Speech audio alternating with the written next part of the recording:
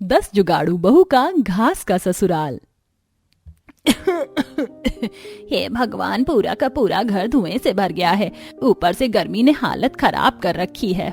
सच में आज तो चूल्हे से कितनी तेज चिमनी की तरह धुआं निकल रहा है। थोड़ी देर में हमारे पति भी घर आते खाना मांगने लग जाएंगे। लगता है उपले ही पूरी तरह सूखे नहीं हैं। अब हम 10 बहू को जुगाड़ लगाना पड़ेगा, वरना खाना बनने से रहा। एकदम से चंदा का ध्यान दरवाजे के बाहर पड़ोसन पर पड़ता है, जो कि गत्ते और अंडे की ट्रे लेकर बाहर आती है। अरे रंजन काकी, अगर ये गत्ते आपके काम के ना हो तो आप हमें दे दीजिए। हाँ चंदा ले जाओ, वैसे भी ये मेरे खातिर भंगार हैं। बहुत बहुत शुक्रिया काकी। चंदा फौरन से खाली अंडों की ट्रे गत्ते उठाकर घर ले आती है। ये लो, हो गया ईंधन का जुगाड़। चलो अब बिना देरी के खाना बनाते हैं। चंदा गत्ते जलाती है और सुरेखा चूल्हे पर रोटी बनाती है। अरे वाह चंदा, ये जुगाड़ तो बड़े काम का है। जितनी तेज धाएं धाएं आंच लहक रही है, 10 मिनट में सारी रोटियां बन गई। अभी तो इस अंडे के खाली ट्रे और गत्ते पर 2-3 टाइम का खाना और बन जाएगा। वैसे हम 10 बहुएं अपनी परेशानी का जुगाड़ लगा ही लेती हैं, मगर अभी मार्च के महीने से ही इतनी तेज धूप पड़ रही है, घर की छत भी इतनी ज्यादा तप रही है। पता नहीं मई जून का महीना क्या कहर बरसाएगा। तभी सबके पति घर आते हैं। सबसे बड़ी बहू सुरेखा बोलती है, आ गए आप सभी लोग। आज कुछ काम मिला था क्या? सुरेखा के सवालों पर राकेश चिढ़कर बोलता है, खाली पैसा पैसा। तुम पतियों को पैसा मांगने के सिवा कुछ आता भी है? पति थका हार कर घर आया है, ये नहीं कि पानी देने पहले। जेठ जी, आप जेठानी जी पर क्यों गुस्सा दिखा रहे हैं? अरे हम पैसे ना मांगे तो क्या करें? आप 10 भाई तो दिन भर घर से बाहर रहते हैं। पीछे से मकान मालिक आकर हमको गाली सुनाता है। कविता की बात पर सब कुछ पल के लिए खामोश हो जाते हैं। फिर बहुएं जैसे खाना परोसती हैं, मकान मालिक किराया मांगने आ धमकता है। क्या बाबू, आखिरकार आज तुम भाई लोगन भेंट आ ही गए। घर में चलो किराया निकालो। दे देंगे मकानदार जी, थोड़ी मोहलत दे दीजिए, अभी काम धंधा नहीं चल रहा है।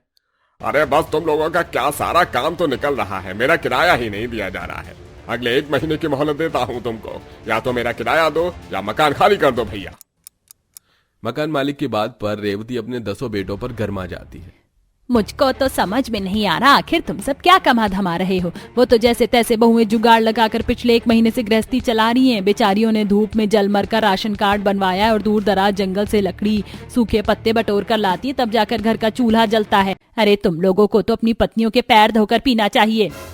हाँ हाँ, अब तो हमसे बढ़कर आपके लिए आपकी 10 बहुएं सगी हो गई हैं। आपके कहने का मतलब क्या है? ये हमें कमाकर खिला रही हैं, तो हम मर्द चूड़ियां पहनकर बैठ जाते हैं। अरे आप लोग शांत हो जाइए, ऐसे झगड़ने से कोई हल नहीं निकलने वाला। आखिरकार कब तक हम किराए के मकान पर दिन काटेंगे? ऐसे संसार नहीं चलेगा। कल को हमारे बाल बच्चे होंगे, आप भाइयों की जिम्मेदारियां बढ़ेंगी। आप सब शहर जाकर कमाइए। शहर जाने के लिए पैसे भी तो होने चाहिए ना। तभी रजनी रसोई में जाती है और कनस्तर में से जमा किए हुए पैसे लाकर प्रमोद को दे देती है। ये लीजिए, ये 2000 रुपए हमने उपले बेचकर कमाए थे और बुरे वक्त के लिए बचा कर रखे थे। इससे आप शहर जाइए। अगले दिन रेवती के 10 बेटे शहर रवाना हो जाते हैं और जाते वक्त सबकी आंख भीगी हुई थी। ऐसे ही एक दिन 10 लकड़ियां चुनने जंगल आती हैं। कितनी ठंडी ठंडी हवा बह रही है। पेड़ पौधों की शुद्ध ताजगी भरी हवा के आगे तो एसी भी फेल है।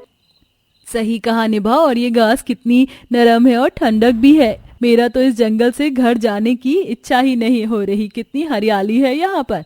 बस बस चलो अब घर चलते हैं, सूरज भी ढलने वाला और खाना भी बनाना होगा। मगर डिब्बे में केवल मुट्ठी भर आटा है, उसमें किसका पेट भरेगा? ये जंगल कितना हरा भरा है, थोड़ा साग पात मिल जाए तो काम बन जाएगा। 10 अलग अलग भागों में बट जाती हैं। तभी रजनी कविता एक जगह खूब सारा साग मिलता है। अरे ये तो चौलाई का साग है, ये बहुत ही स्वादिष्ट बनता है और ये शुगर के मरीजों के लिए लाभकारी होता है। फिर दोनों सारे साग तोड़ लेती हैं। वहीं कुछ बहू ईंधन के लिए लकड़ी सूखे पत्ते बटोरती हैं और सब अपने गरीब खांचे में लौट आती हैं। तभी निभा चंदा साग चुनते हुए बात करती हैं। ये साग कितना ताजा है, अगर बाजार में बेचे तो 40 रुपए किलो के भाव में ग्राहक खुशी खुशी खरीदेंगे और हमारी भी थोड़ी आमदनी हो जाएगी। अरे वाह निभा, तरकीब तो अच्छी है, इससे 2 पैसे तो आएंगे। वैसे साग के साथ चावल होता तो मजेदार लगता। तभी सुरेखा का ध्यान ओखली में जाता है, जो कि धान से भरा पड़ा है। वो जुगाड़ लगाकर धान कूट कर चावल निकाल लेती हैं। ये लो, मैंने धान से कूटकर चावल निकाल दिया है। आज हम गरीब जुगाड़ बहुएं भरपेट साग भात खाएंगी। जिसके बाद सब खुशी खुशी खाती हैं। तभी तेज की हवा उठती है, जिससे छत किसी तिनके की तरह टूट कर गिर जाती है। ऐसे में मकान मालिक आ जाता है। अरे तोड़ दिया मेरे मकान को, पड़ गई तुम लगाइयों की कलेजे में ठंडक। अब अपना कोई और रास्ता देख लो, भागो निकलो यहाँ से। बेचारी सास बहुएं मकान मालिक के आगे हाथ पैर जोड़कर मिन्नतें मांगती हैं, मगर वो नहीं मानता। अब 10 फूटे भाग को लिए भटकते भटकते उसी घास वाले जंगल में जाकर बैठ जाती हैं। पता नहीं ऊपर वाला मुझ बुढ़िया को इस बुढ़ापे में और क्या क्या दिन दिखाएगा। मुझे क्षमा कर देना बहुओं, मेरे साथ साथ तुम सबको भी ऐसे बेठिकाने नहीं होना पड़ता। अगर मेरे बेटे काबिल होते तो तुम लोग आज ये दुख तकलीफ नहीं झेलती। माँ जी आप चिंता मत कीजिए, हम जुगाड़ू बहुएं अब खुद से अपना घर तैयार करेंगी। 10 के सामने घर बनाने की समस्या थी जिसका उन्हें समाधान नहीं मिल रहा था। तभी नुपुर एक छोटी सी गौरैया चिड़िया को जमीन पर चोंच में घास चुनते देखती है। लगता है ये गौरैया गर्भवती है, अपने अंडे सेने के लिए घोंसला तैयार करने में जुटी है। नुपुर की बात सुनकर निभा को जुगाड़ मिल जाता है।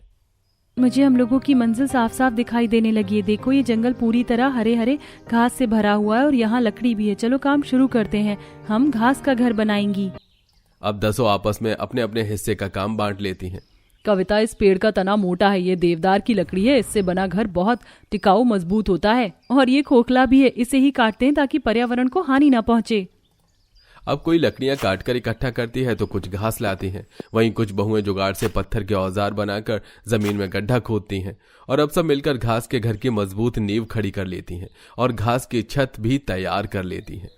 देखो हमने एक दिन के अंदर ही अंदर आधे से ज्यादा घर बना लिया है। बस कल खिड़की और दरवाजे लगने के बाद हमारा घास का घर और भी खूबसूरत लगेगा। फिलहाल मुझे तो बहुत भूख लगी है। तभी सुरेखा जंगल से मीठे मीठे लाल लाल शहतूत और बेर फल ले आती हैं।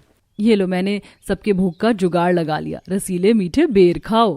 इसी तरह अगले दिन जैसे सूरज चढ़ता है सब दोबारा काम चालू करती हैं और बहुत ही सुंदर खिड़की दरवाजे बनाती हैं जिसमें सास भी उनकी मदद करती है। आखिरकार वो घर बना लेती हैं। साथ ही जंगल में उगने वाले साग पात खजूर की झाड़ू इत्यादि बनाकर बेचकर जीविका चलाने लगती हैं।